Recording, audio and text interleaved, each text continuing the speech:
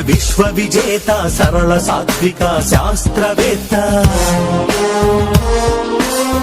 నిత్య జ్వలిత స్ఫూర్తి ప్రదాత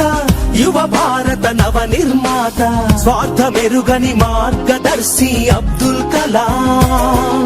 సర్వసత్తాక సార్వభౌమ నీకు సలాం వందే మాతరం వందే మాతరం వందే మాతరం వందే వందే మాతరం